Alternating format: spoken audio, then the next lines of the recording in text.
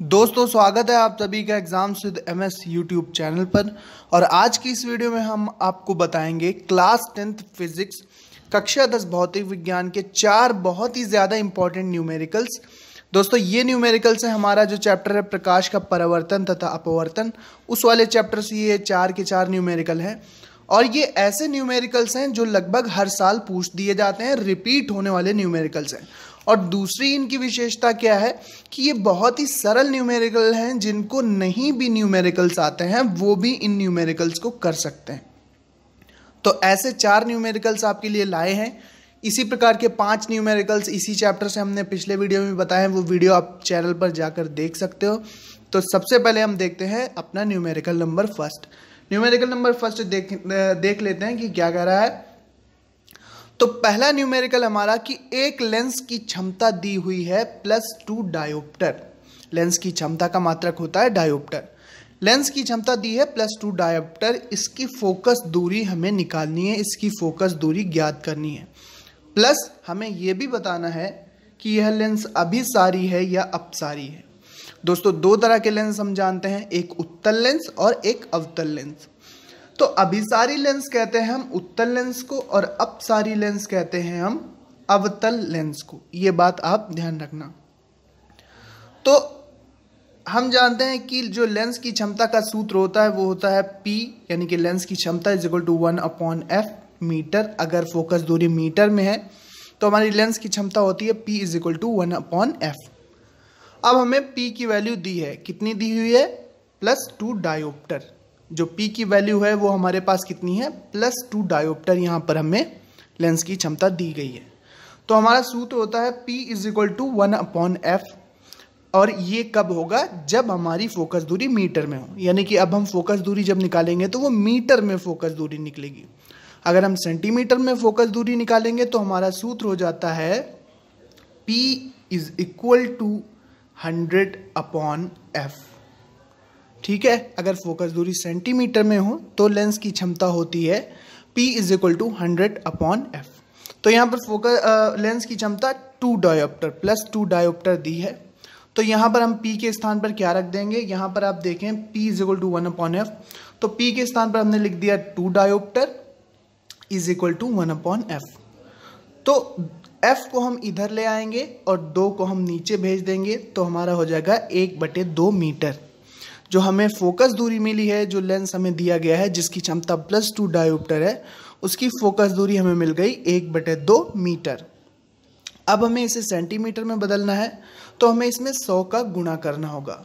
और जब हम 100 का गुणा करेंगे 1/2 में 100 सेंटीमीटर का गुणा करेंगे तो हमें 50 सेंटीमीटर फोकस दूरी मिल जाएगी। तो लेंस की फोकस दूरी हमें ज्ञात करनी थी पहले स्टेप में। तो लेंस की फोकस दूरी कितनी हो गई? 50 सेंटीमीटर। और 50 सेंटीमीटर आए हैं, ये प्लस में वैल्यू है। और जब हमें लेंस की फोकस दूरी प्लस में मिले तो हम समझ जाएंगे कि ये कौन सा लेंस है, ये उत्तल लेंस होगा। अगर फोकस दूरी हमें माइनस में मिलेगी तो ये अवतल लेंस होगा। तो उत्तल लेंस कौन सा होता है? अभिसारी लेंस। जो अभिसारी लेंस होता है वो उत्तल लेंस होता है और अपसारी लेंस होता है ये अवतल लेंस होता है। तो ये लेंस कैसा होगा? ये लेंस अभिसारी लेंस होगा, क्योंकि इसकी फोकस दूरी जो निकली है 50 सेंटीमीटर, ये प्लस में वैल्यू है, तो ये एक अभिसारी लेंस हो गया। तो ये था हमारा पहला न्यूमेरिकल। चलिए अब देख लेते हैं हम अपने दूसरे न्यूमेरिकल को। बहुत ही सिंपल न्यूमेरिकल है और रिपीट भी होते हैं। 2019 में ये न्यूमेरिकल पूछा गया था। दूसरा न्यूमेरिकल है हमारा, यहाँ पर लिखा हुआ आप देख सकते हैं कि कोई डॉक्टर +1.5 डायोप्टर क्षमता का संशोधक लेंस निर्धारित करता है। लेंस की फोकस दूरी हमें ज्ञात करना है। क्या निर्धारित लेंस अभिसारी है अथवा अपसारी है? बिल्कुल सेम कॉन्सेप्ट है। तो लेंस की क्षमता = 1/, फोकस दूरी, ये सूत्र होता है P = 1/f। तो लेंस की क्षमता हमें दी हुई है, यहाँ पर हम देख सकते हैं लेंस की क्षमता कितनी है? 1.5 डायोप्टर। प्लस में वैल्यू है तो यहाँ पर हमने लिख दिया। अब F को हम इधर ले जाएंगे, 1.5 को नीचे भेज देंगे तो हमारा आ जाएगा F = 1/1.5 मीटर में आएगी। फोकस दूरी अभी मीटर में आएगी। तो यहाँ पर जब हम इस दशमलव को काटेंगे तो ऊपर 0 बढ़ जाएगा, तो ये 10/15 यानी कि 10/15 मीटर फोकस दूरी आई है। तो हमें फोकस दूरी मिलेगी, ये जाएगा 2 बार, 5 दूनी 10 और 5 का 3 बार जाएगा। तो 5 का जब मल्टीप्लाई 3 में करेंगे तो 3, तो ये कट के 10/15 जब कटेगा तो 2/3 मीटर आ जाएगा। 2/3 मीटर फोकस दूरी कितनी आ गई हमारी? 2/3 मीटर। और जब फोकस दूरी प्लस में आएगी तो लेंस कैसा होगा? उत्तल लेंस होगा, अर्थात लेंस अभिसारी लेंस होगा। अगर फोकस दूरी माइनस में आती तो ये अवतल लेंस होता, यानी कि अपसारी लेंस होता। तो यहाँ पर क्या होगा, जब अगर हम एग्जैक्ट वैल्यू निकालना चाहे तो 2 में 3 का भाग दे देंगे तो फोकस दूरी हमारी निकल आएगी 0.67 मीटर। अगर हम सेंटीमीटर में चाहते हैं फोकस दूरी को तो इसमें हम 100 से गुणा कर देंगे तो हमें 67 सेंटीमीटर फोकस दूरी प्राप्त हो जाएगी। 67 सेंटीमीटर। तो इस तरह से हमने फोकस दूरी निकाल ली। लेंस की फोकस दूरी कैसी है? धनात्मक है, अतः लेंस की प्रकृति अभिसारी है, अर्थात यह एक उत्तल लेंस होगा। तो ये था हमारा दूसरा मोस्ट इंपॉर्टेंट न्यूमेरिकल, एनसीईआरटी से है, बहुत ही सिंपल है, आसान है, आप इसको देख लीजिएगा। चलिए अब देखते हैं हम अपना तीसरा मोस्ट इंपॉर्टेंट न्यूमेरिकल, जो कि देख सकते हैं आपकी कितना ज़्यादा इंपॉर्टेंट है। 12, 13, 14, 16, 18 सभी में पूछा जा चुका है। न्यूमेरिकल कहता है कि वायु के सापेक्ष किसी द्रव का क्रांतिक कोण 45 डिग्री है, उस द्रव का अपवर्तनांक ज्ञात कीजिए। वायु के सापेक्ष किसी द्रव का क्रांतिक कोण यानी कि C दिया है 45 अंश, उस द्रव का अपवर्तनांक ज्ञात कीजिए। तो हम जानते हैं कि वायु के सापेक्ष द्रव का अपवर्तनांक जो n होता है उसका सूत्र होता है n = 1/sin c। बहुत ही सिंपल सा सूत्र है, n = 1/sin c, ये हमारा फॉर्मूला होता है। n = 1/sin c, ये हमारा सूत्र होता है। तो क्रांतिक कोण कितना दिया हुआ है, यानी कि sin c की वैल्यू कितनी है? 45 अंश। और वायु के सापेक्ष हमें द्रव का अपवर्तनांक ज्ञात करना है, यानी कि हमें n ज्ञात करना है। तो ये क्या हो जाएगा? हमारा n हो जाएगा, जहां c वायु के सापेक्ष द्रव का क्रांतिक कोण है। इसकी वैल्यू कितनी है? 45 अंश है बच्चों। तो n हमारा हो जाएगा 1/sin 45 अंश, और sin 45 अंश की वैल्यू होती है 1/√2। तो क्या हो जाएगा? 1/√2। और जब हम अंडर रूट को यहाँ से ऊपर भेजेंगे तो हमारा आंसर हो जाएगा √2।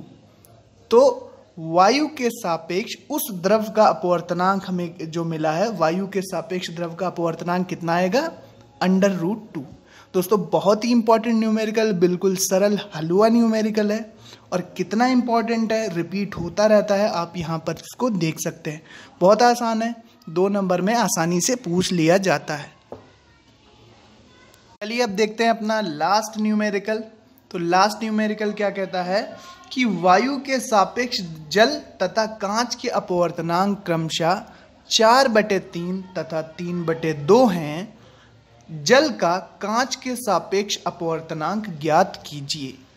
तो ये हमारा न्यूमेरिकल है। चलो फिर से देखते हैं क्या लिखा हुआ है। वायु के सापेक्ष जल तथा कांच के अपवर्तनांक क्रमशः 4/3 तथा 3/2 हैं।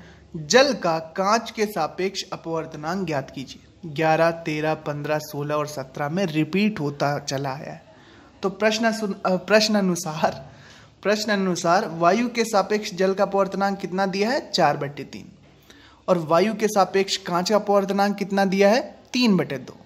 तो हमारा जो एक क्वेश्चन बनेगा, समीकरण को हम इस तरह से बनाएंगे, जल का कांच के सापेक्ष हमें अपवर्तनांक निकालना है। तो इसको हम लिखेंगे GNW, यानी कि जल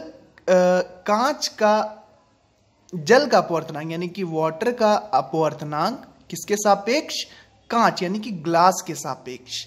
तो इसको हम लिखेंगे GNW, जल का कांच के सापेक्ष अपवर्तनांक। जो हम इधर की तरफ लिखते हैं उसके सापेक्ष हम अपवर्तनांक निकालते हैं, और जो हम राइट साइड लिखते हैं n के, उसका अपवर्तनांक निकालते हैं। तो ये हो जाएगा समीकरण हमारा ANW, वायु के सापेक्ष जल का अपवर्तनांक बटे वायु के सापेक्ष कांच का अपवर्तनांक। जो राइट साइड हम लिखते हैं उसका अपवर्तनांक निकालते हैं और जो लेफ्ट साइड लिखते हैं उसके सापेक्ष हम उसका अपवर्तनांक निकालते हैं। ठीक है, तो यहाँ पर क्या हो गया कि जल का अपवर्तनांक यानी कि W किसके सापेक्ष, ग्लास के सापेक्ष। तो G/W बराबर क्या समीकरण बन जाएगा, वायु के सापेक्ष जल का अपवर्तनांक बटे वायु के सापेक्ष कांच का अपवर्तनांक। तो बस इनकी वैल्यू रख देंगे हम। तो AN/W की वैल्यू है 4/3 और AN/G की वैल्यू कितनी है, 3/2। जब हम इसको हल करेंगे तो हमारा ये आंसर आएगा 8/9। कितना आ जाएगा, 8/9। तो ये हो जाएगा हमारा जल का कांच के सापेक्ष अपवर्तनांक। तो दोस्तों ये न्यूमेरिकल बहुत ही इंपॉर्टेंट है। 11, 13, 15, 16, 17 में आया है, हो सकता है 21 में भी पूछा जाए। तो ये थे हमारे न्यूमेरिकल्स प्रकाश का अपवर्तन और परावर्तन वाले चैप्टर से 4 के 4 इंपॉर्टेंट, बहुत ही न्यूमेरिकल, 4 के चारों न्यूमेरिकल्स बहुत ही इंपॉर्टेंट है। तो उम्मीद करते हैं वीडियो पसंद आया होगा। पसंद आया हो तो लाइक, शेयर और सब्सक्राइब ज़रूर करना। मिलते हैं अपने नेक्स्ट इंपॉर्टेंट वीडियो में। Question paper, model paper, important tutorials, educational news, इन सभी के लिए एग्जाम्स विद MS को सब्सक्राइब कर सकते हैं आप, अगर आपका मन हो तो। Thanks for watching and listening me and good luck for your future. Thank you and bye bye.